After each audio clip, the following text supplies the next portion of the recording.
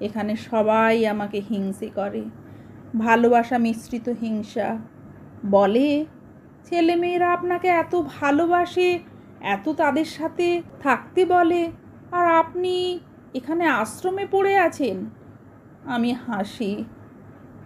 তাদের আমি বোঝাতে পারি না আমি এখানেই ভালো আছি। আমি জানি আমার ছেলেমেয়েরা আমাকে অনেক ভালোবাসে, অনেক সম্মান করে, কিন্তু আমি এটাও জানি এই ব্যস্ত জীবনে যেখানে দিনের প্রতিটা ঘন্টা হিসাবের, সেখানে আমি তাদের কাছে একটা বাড়তি দায়িত্ব ছাড়া আর কিছুই না। একজন মায়ের জীবন শুধু ছেলে মেয়েদের বড় করে তোলা আর বৃদ্ধ বয়সে তাদের ওপর নির্ভরশীল হয়ে বেঁচে থাকা নয়।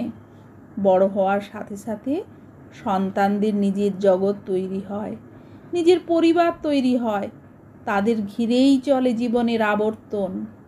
সেখানে বৃদ্ধ মা বাবা তাদের সেই জীবনের অংশ হয় না, এটাই সত্য। অনেকেই হয়তো এই সত্যটা ধরতে পারে না, কিংবা ধরতে পারলেও না বোঝার ভান করে। হয়তো তাদের আর কোনো উপায় নেই, অথবা তারা যে কোনো মূল্যে সন্তানের কাছে থাকার লোভ সামলাতে পারে না। আমি যে কোনোভাবেই হোক এই লোভ সংবরণ করে নিলাম। আমি শেষ বয়সটা আমার নিজের মতো করে কাটাতে চাই।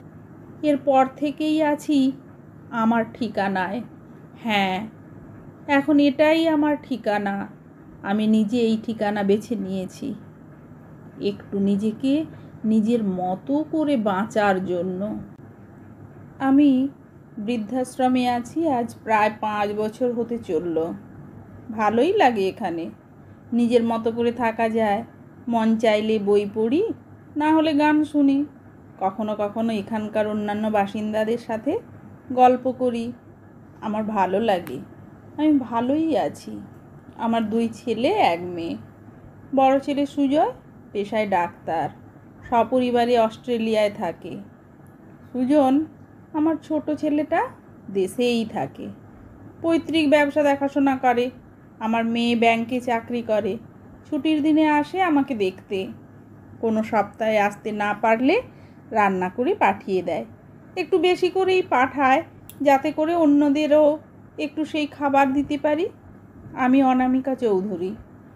এভাবেই চলছে আমার জীবন গত 5 বছর ধরে। সুজের বাবা মারা যাবার বছরখানেক পর হঠাৎ করে আমার কার্ডিয়াক অ্যাটাক হয়। আমাকে প্রায় মাসখানেক হাসপাতালে থাকতে হয়েছিল। কী যে সময় গেছে, তখন ছিল না অর্থের অভাব, ছিল না ইচ্ছের অভাবও, অভাব ছিল সময়ের। হাসপাতালে সর্বক্ষণের জন্য একজন রাখা হয়েছিল, প্রতিনিয়ত ডাক্তারের সাথে কথা বলা, এক্সারসাইজ করানো, ওষুধ খাওয়ানো সময় ধরে, আরও কত কি। বাড়িতে আসার পর আরেক ঝামেলা, সব সময় দেখাশোনার জন্য একটা মানুষ কোথায় পাওয়া যায় সেই নিয়ে। মেয়েটা অফিস করছে, অফিস আর আমাকে সামলে তার নিজের সংসারটাই ঠিক খেয়াল রাখতে পারছে না।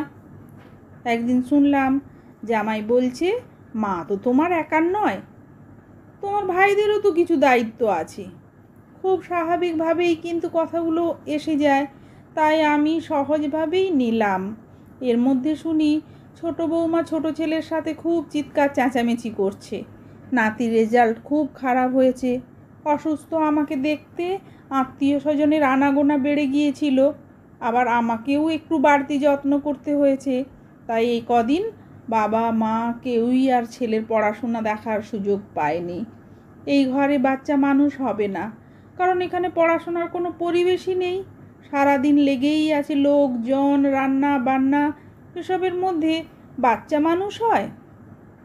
আমি শুনলাম এবং ভাবলাম, ঠিকই তো। আজকালকার এই প্রতিযোগিতার যুগে টিকে থাকতে হলে বাচ্চাকে শতভাগ সময় দিতেই হবে। এখান থেকে 10 ভাগও যদি অন্য কোথাও দেওয়া হয়, তবে ক্ষতি তো হয়ে যাবে বাচ্চার। আমি অনেক ভেবে দেখলাম, বিভিন্ন দিক থেকে ভেবেছি, তারপর আমি সিদ্ধান্ত নিয়েছি। ছেলে মেয়েরা বিরোধিতা করেছে। বড় ছেলেটা বিদেশ থেকে আসলো, অনেক কান্নাকাটি করেছিল, সে আমাকে এখান থেকে অস্ট্রেলিয়ায় নিয়ে যেতে চেয়েছিল।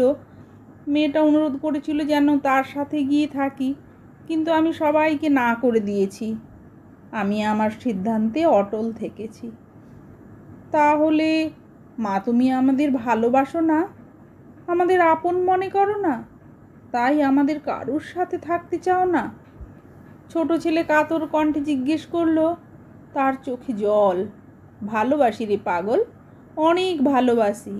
আর তাই চাই সম্পর্কটা সবসময় এমন ভালোবাসায় ভরপুর থাকুক। একসাথে থাকা সম্পর্কগুলোর মধ্যে প্রত্যাশা অনেক বেশি রে। আর যখন প্রত্যাশা আর প্রাপ্তির হিসাব মেলে না, তখনই সম্পর্কে টানাপোড়েন শুরু হয়, পরিবারে অশান্তি বাড়ে। মা, তুমি আমাদের সাথে থাকতে চাও না? আবার আমাদের গ্রামের বাড়িটা তো খালিই পড়ে আছে, তুমি তো ওই বাড়িতেও থাকতে পারো মা।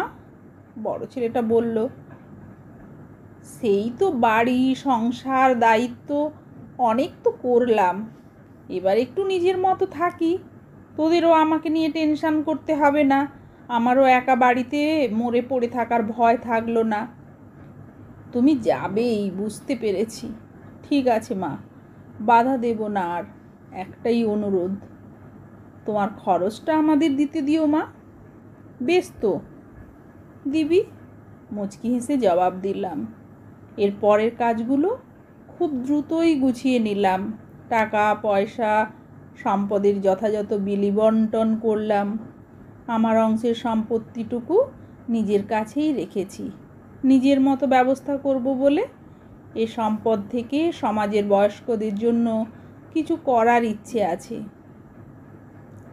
এখানে অনেকেই আছেন যারা ছেলে মেয়েদের সাথে একটু সময় কাটানোর বিনিময়ে সর্বস্ব দিতে প্রস্তুত, কিন্তু ছেলে মেয়েদের সময় হয় না বৃদ্ধ বাবা মায়ের সাথে দুদণ্ড সময় কাটানোর। আবার অনেকে ভাগের মা কিংবা বাবা হয়ে থাকতে চান না, চলে আসেন এখানে। অর্থাৎ একদম নিরুপায় না হলে কেউ বৃদ্ধাশ্রমে আসাটা চিন্তাই করতে পারে না। অথচ বৃদ্ধাশ্রমে থাকাটা যে জীবনের শেষ বেলায় অনেক ধরনের পারিবারিক জটিলতার বিপরীতে কোনো সুন্দর বা সম্মানজনক সমাধান হতে পারে, এই ধারণাটাই এখনো সমাজে তেমন গ্রহণযোগ্য নয়। যতদিন আমরা মেয়েরা স্বামী সন্তান পরিবার এসবের বাইরে নিজেকে অস্তিত্বহীন মনে করব, ততদিন এই বৃদ্ধাশ্রম ব্যাপারটা একটা ঋণাত্মক ব্যাপার হয়েই আমাদের মাঝে থাকবে।